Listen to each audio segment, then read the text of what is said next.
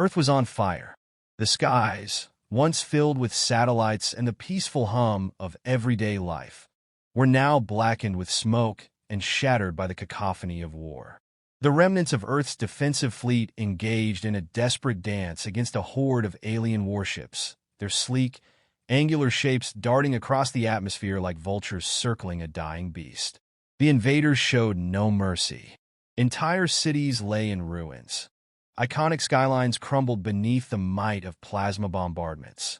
The coalition of alien races descended on Earth with a singular, chilling objective: total subjugation, or worse, complete eradication of the human species. On the ground, chaos reigned. Civilians, unprepared for the speed and brutality of the attack, huddled in makeshift bunkers. Families clutched each other, trembling as the ground shook with every distant explosion. In underground command centers, the remaining human forces scrambled to mount a coordinated defense, their communication networks disrupted by alien jamming technology. Earth's military was scattered, fragmented, struggling to adapt to an enemy they had barely known existed just a few years ago. Flashbacks weave through the chaos, revealing the sinister lead-up to the invasion.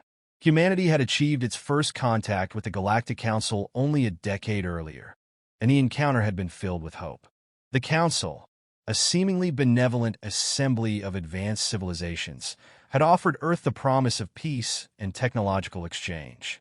They dangled the prospect of membership, a seat among the stars, if humanity could prove its worth.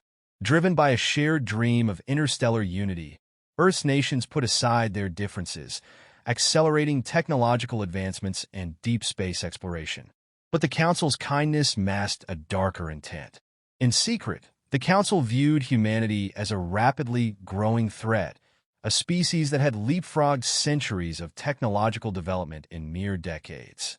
They feared Earth's potential, a young civilization that could soon rival the old powers of the galaxy. And so, in a clandestine meeting, the Council made a decision.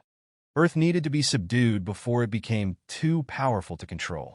Under the guise of maintaining galactic stability, they authorized a coalition strike force, promising the participating races a share of Earth's resources in return for their compliance.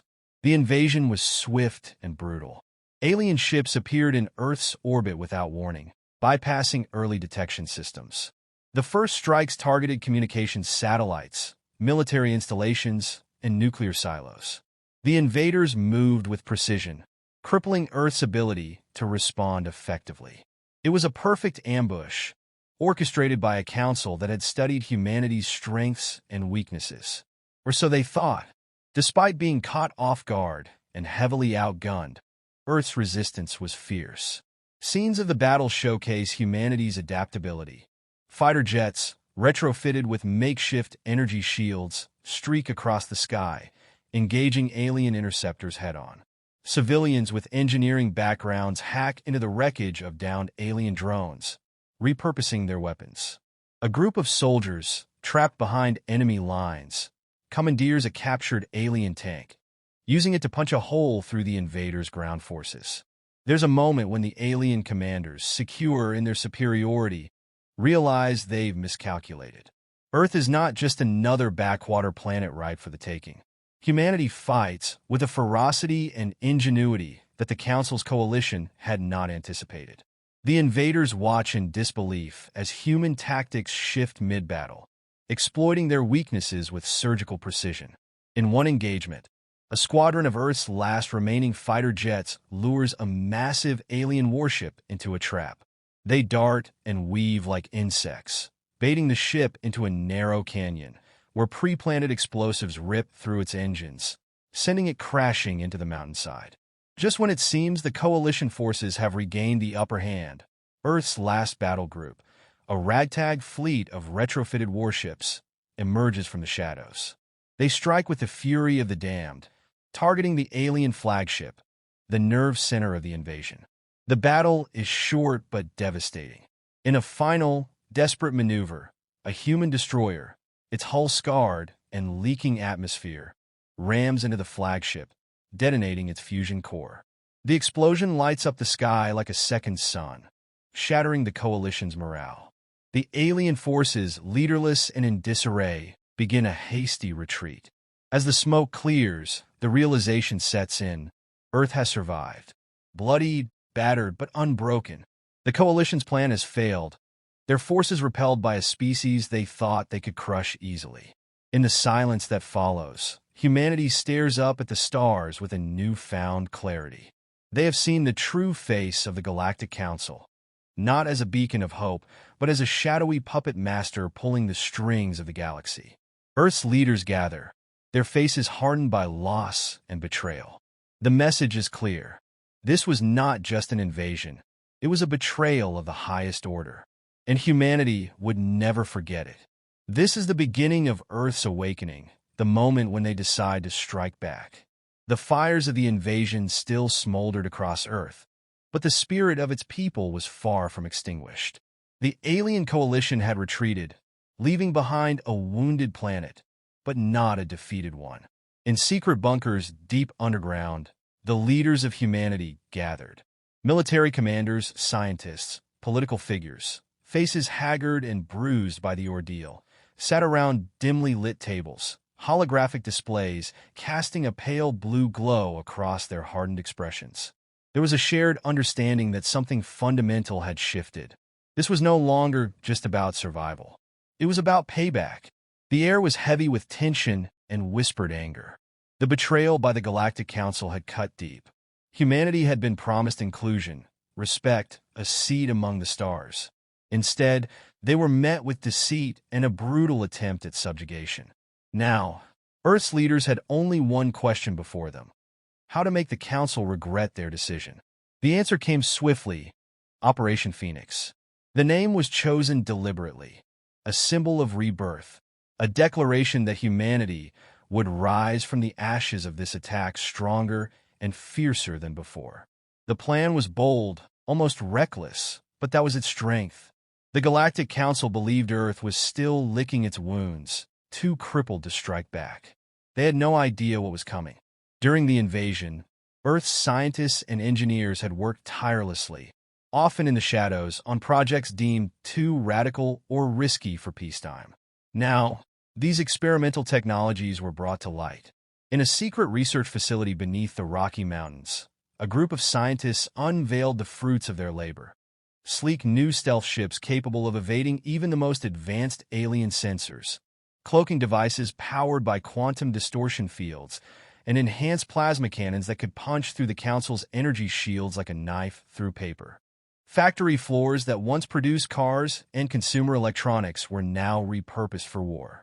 The relentless hum of machinery filled the air as assembly lines churned out starships, drones, and weapons at a feverish pace.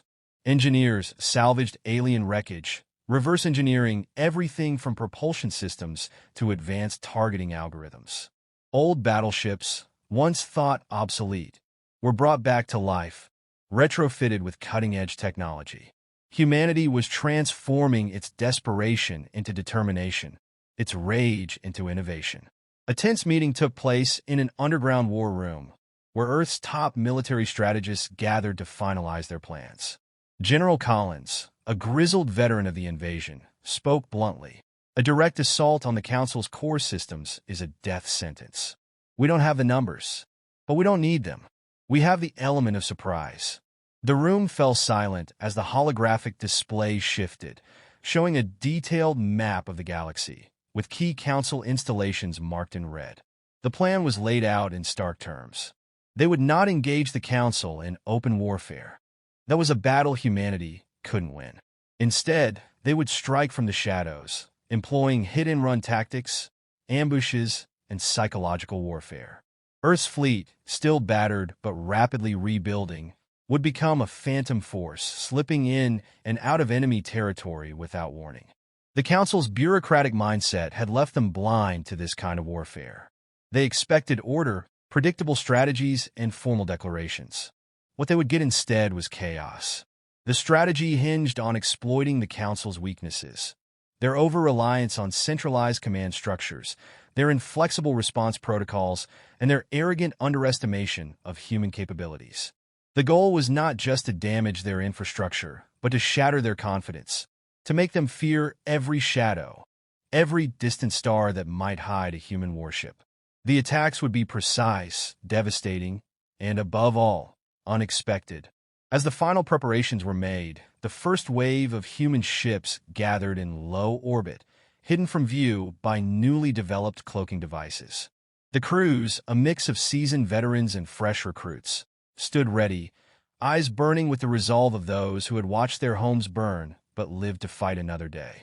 The fleet was smaller than the Council's armadas, but every ship was a testament to human ingenuity and determination. There was no grand speech before the launch, no need for one. The message had already been sent, broadcast across every human channel in defiance. Earth is coming. The engines roared to life, and the ships vanished into the void, stealth systems engaged.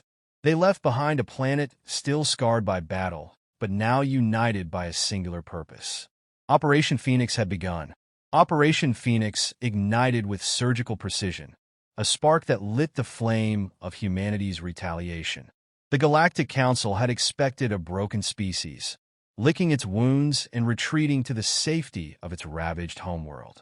Instead, they were met with the ghosts of Earth's fleet, phantom ships emerging from the darkness of space like predators, unseen and deadly. Humanity's advanced stealth technology, born from the need to hide from a far superior force, now became the instrument of the Council's humiliation. The counteroffensive began with calculated strikes on the Council's most critical infrastructure. The first targets were communication hubs scattered across neutral space, relay stations that linked the Council's member races and coordinated their fleets. One moment, they were operational. The next, they were reduced to flaming wreckage. Human ships would appear without warning, deliver a precise barrage of plasma fire, and vanish before the Council could even register their presence. Panic rippled through the Council's command networks. Orders went out in all directions, but the messages arrived too late. By the time they responded, the attackers were already gone, leaving only destruction in their wake. Scenes of chaos unfolded across the galaxy. Alien commanders, accustomed to the orderly cadence of conventional warfare, received fragmented reports of attacks they could scarcely believe. At a vital Council outpost on the edge of the Elysian system, an alien admiral watched in disbelief as a fleet of human frigates punched through their defenses like a hot knife through butter. The admiral's last transmission was filled with shock. "They are here. How did they get here?" The Council's fleet, massive and built for direct confrontation, struggled to adapt to this new kind of warfare. Humanity's tactics were fluid and unpredictable, a deadly dance of hit-and-run maneuvers that left the Council's ships spinning in confusion. They were used to enemies who played by the rules, who followed protocols and fought set-piece battles. But Earth had thrown the rulebook out the airlock. It was guerrilla warfare on an interstellar scale. The narrative highlights key battles, each one showcasing the ingenuity and adaptability of human forces. In the outer rim of the Seraphis cluster, a small Earth squadron executed a feigned retreat, luring a larger alien fleet into a narrow asteroid field.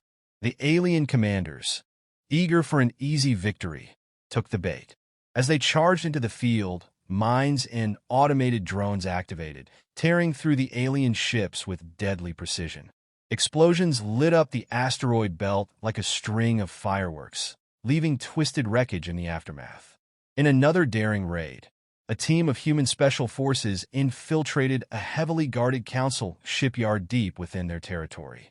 Disguised by their advanced cloaking suits, they planted explosive charges on critical support beams and fuel lines. As they slipped away undetected, the charges detonated in a cascading chain of blasts, sending shockwaves through the entire facility. The destruction of the shipyard crippled the Council's ability to repair their damaged fleet, a devastating blow that echoed across their strategic networks. With every victory, humanity's reputation in the galaxy grew. Broadcasts of the attacks, initially suppressed by the Council, began to leak. Clips of human ships outmaneuvering alien dreadnoughts, of explosions lighting up the night sky above Council worlds, spread like wildfire. The propaganda intended to paint humanity as a defeated, minor species was replaced by a new image, one of defiance, of a relentless force that would not bow down. The psychological impact was profound. Fear and uncertainty gripped the council's member races, many of whom had never questioned their leader's authority. Now, they saw the mighty council stumbling, brought to its knees by a species they had believed was on the brink of extinction. In the heart of the council's command center, once filled with calm, strategic discussions, there was now only frantic shouting and desperate attempts to regain control. Supply lines had been severed, critical outposts lay in ruins, and morale was plummeting. Council leaders, who once spoke with arrogance and certainty, now whispered of an unforeseen menace: the humans, who fought like cornered beasts but with the cunning of seasoned tacticians. By the end of the counteroffensive's first phase, the Council's forces were in utter disarray. Entire fleets were left stranded without supplies, communication blackouts hindered coordinated responses, and paranoia seeped into every level of their command structure. The once unified front of the Council was cracking under the pressure, fractured by the realization that they were not facing a mere nuisance, but an existential threat. Humanity's message had been delivered loud and clear. They were no longer the victims of this war. They had become the victors, the predators lurking in the void, and the galaxy was beginning to realize it. The climax of humanity's campaign arrived with the suddenness of a falling star. Earth's fleet, once a ragtag assembly of salvaged ships, now cut a formidable path through the void, emerging at the edge of the Council's capital system. The defenses that had once been the pride of the galaxy, impenetrable fortresses bristling with weaponry, automated drones, and sensor arrays, were in shambles. Operation Phoenix had torn through the Council's shield of invincibility, leaving gaps in their once solid armor. Now, the human ships hovered in formation, a silent but unmistakable declaration of victory. At the heart of the Council's capital, the Grand Assembly Chamber was in disarray. Alien diplomats from countless worlds filled the vast hall, their voices a cacophony of panic and disbelief. The capital, once a symbol of the Council's unassailable power, now felt vulnerable for the first time in its long history. Reports streamed in of the approaching human fleet, and the chamber buzzed with the anxious energy of leaders who had never imagined such a day would come. Without the customary grand announcement or flourish, a small delegation from Earth stepped into the chamber. It was a striking contrast to the usual elaborate entourages of the galaxy's elite. There were no ostentatious robes, no fanfare.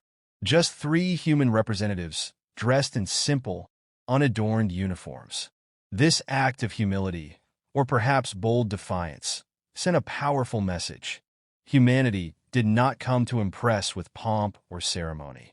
Their deeds had already spoken louder than any display of power ever could. The delegation was led by a calm, middle-aged diplomat, her expression one of steely resolve tempered by the weight of the battles fought. She was neither a military officer nor a politician hardened by years of interstellar diplomacy, but a symbol of Earth's unity, someone who had seen the fires of the invasion firsthand and had risen to help lead the counteroffensive. Her voice, clear and unwavering, echoed through the chamber as she spoke the words the council members had feared yet expected. "We offer you a choice," she began, her tone even and unyielding. "Accept Earth as an equal member of the council, with full rights and protections, or we will continue this war. We will not ask for reparations or revenge, only recognition and respect. But understand this: if you refuse, we will not stop. We have fought for our survival and proved that we cannot be subdued. The choice is yours." The hall erupted into chaos. Alien diplomats argued fiercely. Some voices demanded immediate retaliation, their faces twisted in outrage, while others pleaded for peace, recognizing the futility of further conflict. Scenes flashed across the screens in the chamber. Battered council ships drifting in space, outposts reduced to wreckage, and the shattered expressions of their own soldiers. It was a stark reminder of the price they had already paid. As the voices clashed, it became clear that the Council was no longer the unified, indomitable force it once appeared to be. The fear of humanity's relentless assault had fractured their solidarity. One by one, The member races, once confident in their dominance, began to weigh the risks of continued war. The delegate from the Zalax Empire, a species known for its arrogance, was the first to lower his head and concede, speaking softly into the chaos. This war has shown us the strength of your people. We underestimated you, and we have paid the price. One after another, the representatives of the council's most powerful races stood down, not in submission, but in a reluctant acknowledgement of the truth. It wasn't fear alone that swayed them. It was a grudging respect for the resilience, ingenuity, and sheer tenacity of a species they had believed would crumble. They saw now that humanity was not just another upstart race, but a force capable of turning the tide of any conflict, a species that could rise from its own ashes to fight back harder than before. The final vote was cast.